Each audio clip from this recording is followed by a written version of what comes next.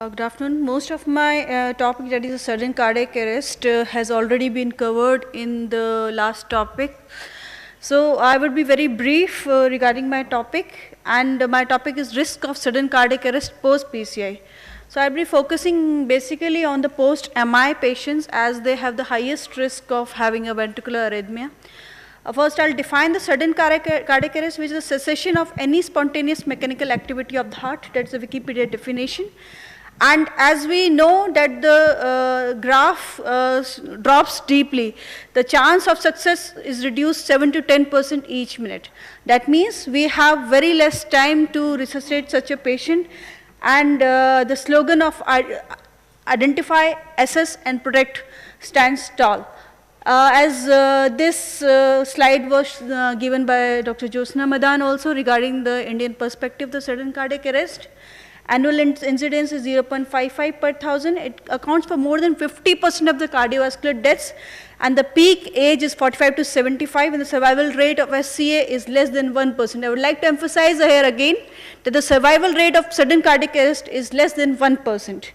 So it's our duty to identify these patients who are basically coronary artery disease patients. As you can see in this graph, that most of the substrate of the sudden cardiac death is by the coronary artery disease. Out of this coronary artery disease also, around 88% of the patients die because of arrhythmia. And out of this arrhythmic causes also, around 80% they die because of the polymorphic VT and the ventricular fibrillation. These are the causes which we can prevent by putting in ICD which is available. And I would like to emphasize on this point that not giving an ICD to a patient who's eligible for it comes to be treated as a medical negligence. It's my duty that I advise to all of the patients in their prescriptions and keep it as a record that I have prescribed. And in future, if the patient has such sudden cardiac death, so we can show that we had prescribed them, and otherwise it will be treated as a medical negligence. So are there any practical tools to screen for the sudden cardiac arrest? There are certain scores available, like the Cadillac risk score and the SCI PCI risk calculator. You can see in this all those factors like the baseline EF, renal insufficiency, Killip class, age more than 65, or the TIMI flow. The baseline EF is the most important powerful predictor, and more than the SCD occurs at 4 times the rate of the general population in the patient who has had a post-MI. So what are potential risk factors post-MI that predict the sudden cardiac death? These are the EF, the programmed ventricular stimulation like the monomorphic VT or the polymorphic VT, the functional class of heart failure, the Holter monitoring showing the PVC more than 10 per hour or the worse arrhythmias, autonomic dysfunction, and the renal failure. In that, the LVEF is the most important risk factor for the predicting sudden cardiac arrest in a post-MI patient. So I'll discuss this study, Improve SCA study, that is the improving the prevention of sudden cardiac arrest in emerging countries. In this study, the 1.5 prevention definition had been given, which includes the syncope or pre-syncope, low LVEF, NSVT, and the frequent PVCs to be included in the detection of the patients for the eligibility of the ICD. This is a graph which is showing that in the appropriateness or appropriately treated VT or VF, the secondary and primary prevention curves are quite divergent.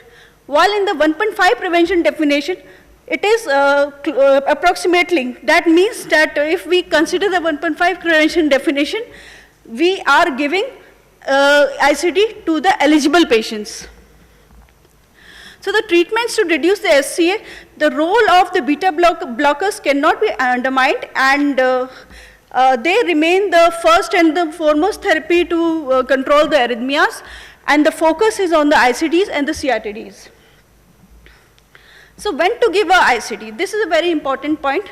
If the VT or VF has occurred within 48 hours, we treat as a benign and we don't give a ICD to these patients.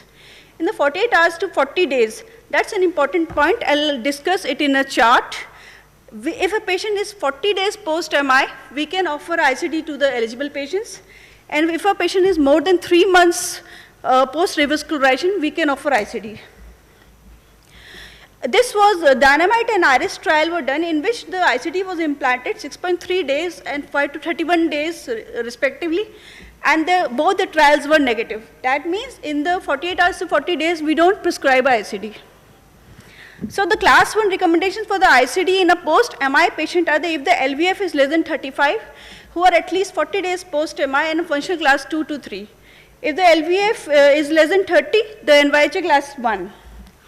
And in a patient who has had a non-sustained VT due to prior MI, EF less than 40 and inducible VT or VF or sustained VT at electrophysiological study, again that's a patient is a candidate for ICD. Now this chart I'd like to discuss in detail. If the patient has had a sustained or a hemodynamically significant VT more than 48 hours after the MI, if the VT is not due to myocardial ischemia or injury, and the patient is not a candidate for ablation, we'll recommend ICD.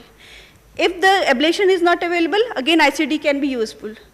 If there is a syncope which is thought to be VT and not significant hemodynamical significant VT more than 48 hours of MI, if there is a syncope and that is thought to be VT, ICD can be useful.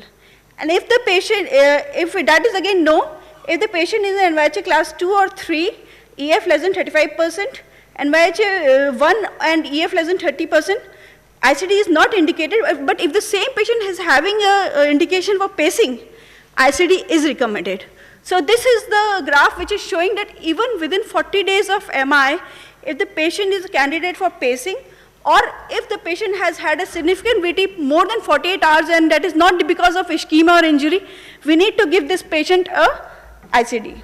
Again, these are the patients which had not been included in the trials, and the 2014 update of ACC/AHA has included these patients and given certain guidelines on them. So if the patient, in the patient who is within 90 days of revascularization, if the patient has had a sustained or a hemodynamically sustained VT, and the patient is prior to revascularization, is having abnormal LV function, ICD is recommended. Or if it is not prior to revascularization, but has had a hemodynamically significant VT, if it can be ablated, it should be ablated. Otherwise, if ablation is not available, again ICD is recommended. So if the patient is eligible for ICD and is within 90 days of revascularization, if it is fulfilling the indications, he is again eligible for ICD. Again, the same patient, if this requires spacing, again he is eligible for ICD. So we should not take it as an exception that if the patient is for more than 40 days post-MI or have more than less than 3 months revascularization, we need to have a tailor-based approach and not just by the guidelines. We need to see this 2014 update also, which has given certain recommendations for this special population also. So thank you so much.